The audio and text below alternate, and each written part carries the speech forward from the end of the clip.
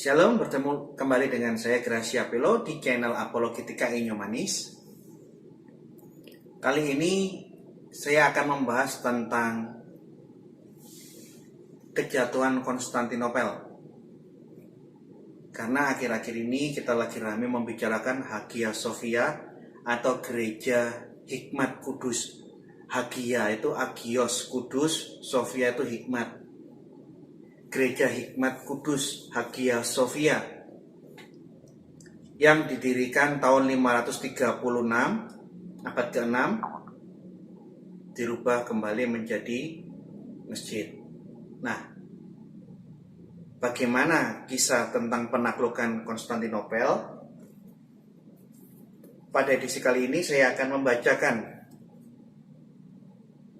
kisah yang detail ditulis oleh Roger Crowley mengenai detik-detik kehancuran Konstantinopel dari serbuan Muslim. Bagaimana akhirnya setelah Konstantinopel hancur, perempuan-perempuan yang ada di seluruh orang-orang Kristen yang ada di Konstantinopel 3 hari 3 malam diperkosai, termasuk biarawati. Biarawati itu perempuan yang tidak menikah, yang mendedikasikan dirinya untuk berdoa, berpuasa, dan melayani umat. Biarawati pada waktu penaklukan Konstantinopel diperkosai, disetubui oleh tentara-tentara Muslim. Tapi saya nggak akan cerita langsung kehancurannya dan pemerkosaannya, enggak. Saya akan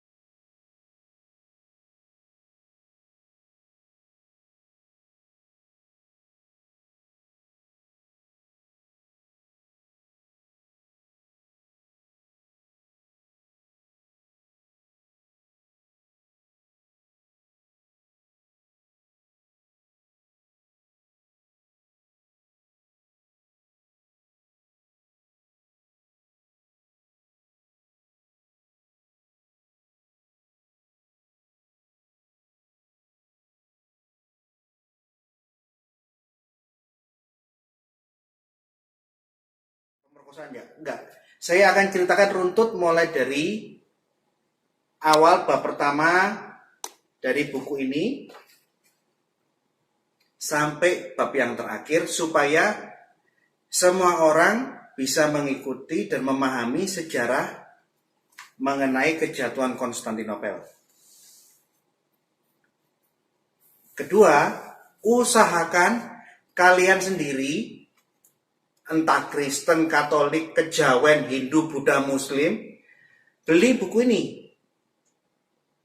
Buku ini sangat bagus, dia tulis dengan data-data yang sangat terperinci. Bahkan dapat pengakuan dari berbagai jurnalis. 1453, detik-detik jatuhnya Konstantinopel di tangan Muslim, Roger Crowley. Di halaman depan, halaman pertama, pengakuan betapa bagus dan detailnya data-data yang ditulis oleh buku ini. Lihat.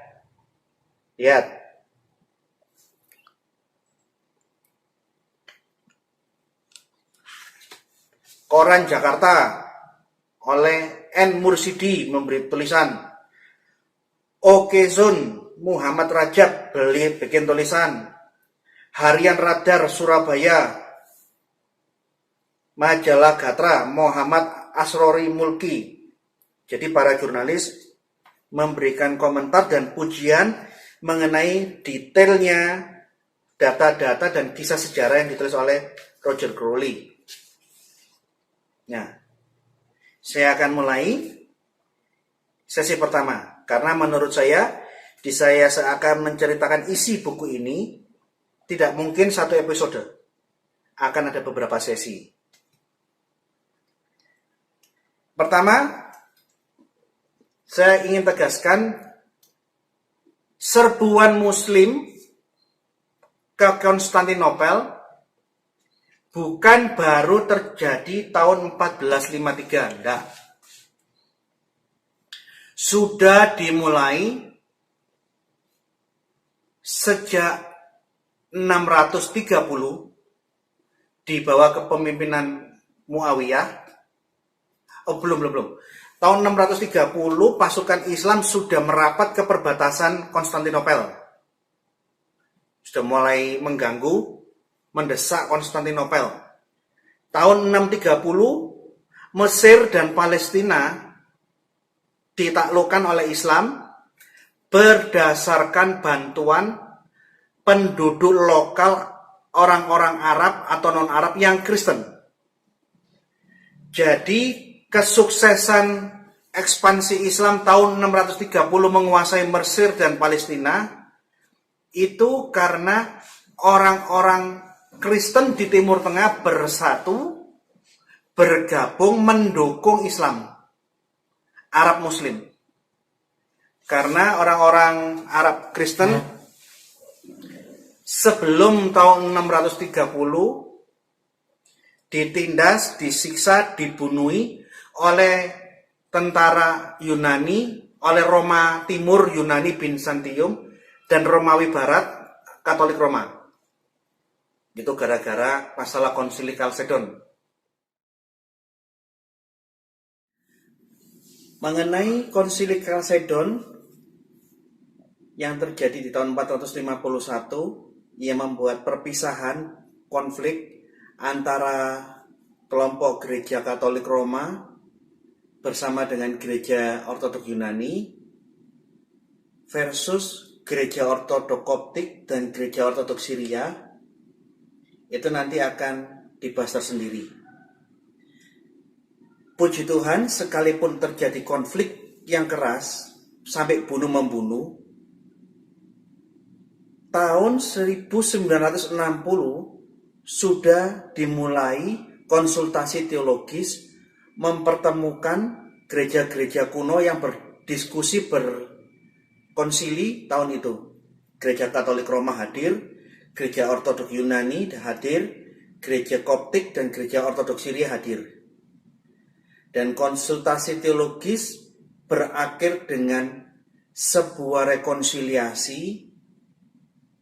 Oh, ternyata rumusan kelompok-kelompok Kalsedonia, yaitu gereja Katolik Roma dan gereja Yunani, pada akhirnya tidak berbeda dengan rumusan gereja-gereja Ortodok Oriental, gereja Alexandria di Mesir, dan gereja Ortodok Syria yang ada. Perbedaan rumusan ternyata tidak lebih dari perbedaan gaya pengungkapan dari budaya yang berbeda. Tapi khusus tentang konflik Konsili Kalsedonia dan bagaimana rekonsiliasinya di tahun 1980 di Biara Wadi El Natron, ini nanti saya akan bicarakan dalam episode tersendiri. Saya kembali fokus di dalam episode ini sejarah kejatuhan Konstantinopel sampai bagaimana gereja Hikmat Kudus, gereja Hagia Sophia diubah menjadi masjid. Berabad-abad orang-orang di Timur Tengah yang Kristen ditindas dengan kejam oleh orang-orang Kristen Romawi Timur dan Romawi Barat. Nah, inilah akibatnya pada waktu orang Arab Muslim muncul ke permukaan menyerang kota-kota Kristen di Yerusalem, Palestina, Damaskus. Damaskus waktu itu Kristen semua loh, mayoritas Kristen. Menyerbu ke Alexandria, menyerbu ke Mesir. Orang-orang Arab Kristen menganggap orang-orang Arab Muslim satu suku, satu darah sekalipun beda agama. Sehingga mereka bersatu padu mendukung, bergabung, bersekutu dengan Arab Muslim, menghantam, menghancurkan ke orang-orang Kristen Yunani dan Kristen Romawi. Ini ditulis di sini. Termasuk saya juga sudah tulis tentang kisah ini di dalam buku saya. Saya tuliskan sejarahnya. Di dalam buku tentang dialog Tritunggal, bagaimana kemunculan Islam itu disambut baik sama orang-orang Arab Kristen. Sehingga mereka bersekutu dan menghancurkan Romawi Timur, Bizantium, dan Romawi Barat. Tanpa bantuan orang-orang Arab Kristen di awal-awal kebangkitan Islam, sulit orang-orang Arab Muslim bisa menaklukkan orang-orang Kristen. Tentara Romawi akan sulit ditaklukkan kalau orang Arab Kristen tidak bersekutu dengan Arab Muslim. Di sini juga ditulis. Di halaman 11-12 ditulis. Kemudian tahun 669 serang lagi. Tahun 674 sampai 78 perang, serang lagi. Arab, orang Muslim tahun 79 Muawiyah perang dan akhirnya menandatangani gencatan senjata karena Utsman kalah perang. Tahun 717 orang Muslim bangkit, serbu lagi Konstantinopel. Tapi kembali lagi, tahun 717 serbuan Muslim ke Konstantinopel gagal. Bukan pertama kali Islam menyerang Konstantinopel, sudah berjalan sejak kebangkitan Islam dan itu telah terjadi berabad-abad. Bersamaan, selain tentang ini ya, bersamaan dengan serbuan Muslim dari wilayah timur menyerbu Konstantinopel, selain masalah konflik politik antara konflik dua agama ini, di dalam kekristenan terjadi konflik. Kalau tadi saya sudah ceritakan, gara-gara konsili Chalcedonia, orang-orang Kristen di Timur Tengah dibantai, disiksa, dibunuhi sama orang-orang Kristen Roma Barat dan Roma Timur, menimbulkan dendam di hati mereka. Sehingga mereka bersekutu dengan Islam menghancurkan Romawi, tentara-tentara Romawi. Di dalam dunia kekristenan, Romawi Barat, Katolik Roma dengan Romawi Timur, gereja Yunani, itu pun konflik. Konfliknya dimulai tahun 1051 yang di dalam sejarah gereja disebutkan dengan istilah skisma besar. Sejak perpecahan gereja, Romawi Barat menuduh Yunani, Romawi Timur, gereja Bizantium sesat, gereja Bizantium menuduh Romawi arogan dan juga sesat, saling menyesat-nyesatkan. Sebelum 1453, sekitar abad 11, akibat skisma besar, gereja Romawi Barat dengan gereja Bizantium itu bahkan sampai melakukan konflik fisik. Gereja Yunani di dalam kepemimpinan Kaisar Romawi tercatat di dalam sejarah, di dalam buku ini, membantai sebuah koloni Itali. Ada suatu perkampungan, suatu koloni Itali di Galata. Galata tuh gini loh. Ini Konstantinopel, ini kan Selat Bosporus. Di seberangnya sini ada yang namanya daerah yang namanya Galata. Di seberang sini ada koloni orang-orang Itali. Tentara-tentara Yunani menyerbu dan membantai semua orang-orang Itali di situ. Bantai semua orang-orang Katolik Roma yang tinggal di situ, dibantai semua. Berita ini tentu sampai ke Roma. Orang Roma dendam, benci. Selain mereka menganggap Yunani, gereja Ortodok Yunani itu sesat, mereka udah benci. Nanti di tahun 1204, di saat tentara salib datang dari Eropa Barat melewati daerah Yunani menuju Mesir untuk perang salib, Konstantinopel, kota Kristen, beda aliran, diserbu sama tentara-tentara perang salib. Orang laki-laki yang ada di Yunani, di Konstantinopel, dibantai, dibunuh, dibabat sama orang-orang tentara salib. Jadi tentara salib dari Roma lewat wilayah Konstantinopel, orang Kristen Ortodoks Yunani dibunuh di dalam kota itu. Bahkan perabotan-perabotan emas yang ada di dalam gereja-gereja yang di Yunani dijarah, dirampas. Ini terjadi di abad 11. Nah, karena ada konflik di dalam dunia kekristenan ini dimanfaatkan oleh Sultan Mehmed sebagai momen yang tepat untuk menyerbu, menghancurkan Yunani, dan merebut Konstantinopel. Jadi,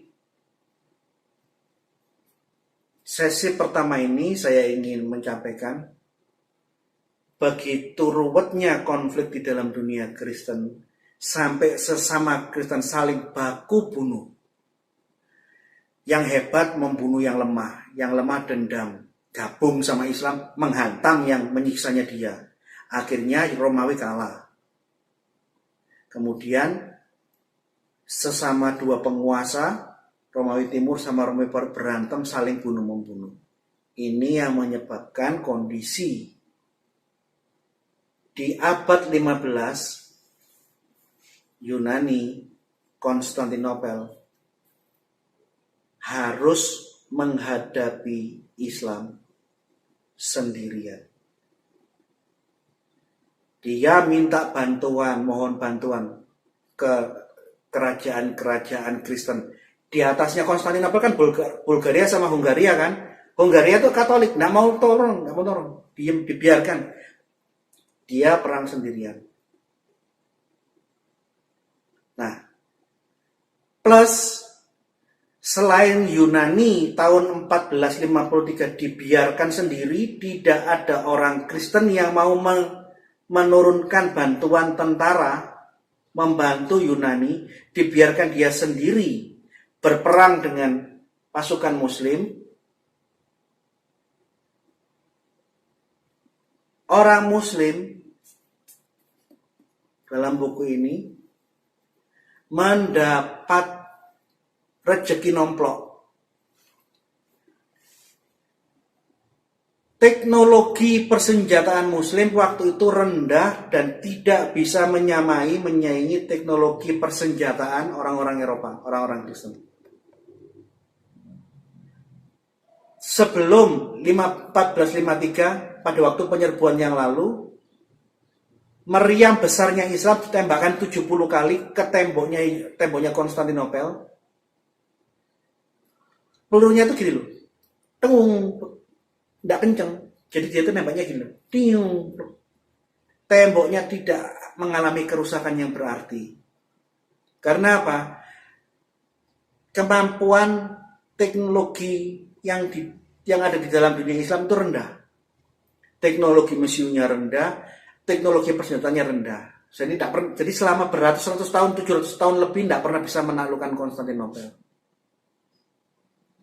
Namun tahun 1453 ahli persenjataan, ahli pembuat meriam orang Kristen yang bernama Orban dari Hungaria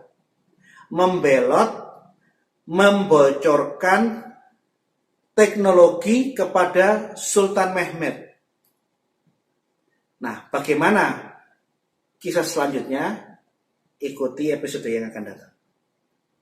Saya akan jelaskan bagaimana perang pada waktu 1453 ini antara Yunani yang ditinggal sendirian, diserbu sama tentara Muslim, dan mendapat bantuan.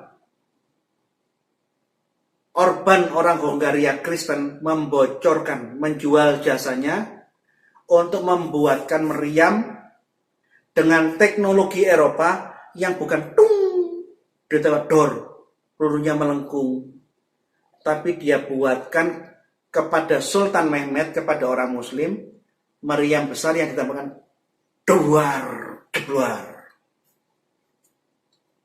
Tembok Konstantinopel hancur luluh oleh meriam buatannya orang Kristen yang membocorkan teknologi kepada orang Muslim. Ikuti episode berikutnya. Jangan kemana-mana. Terus ikuti channel Inyo Manis bersama dengan saya, Gracia Pilo. Tuhan memberkati.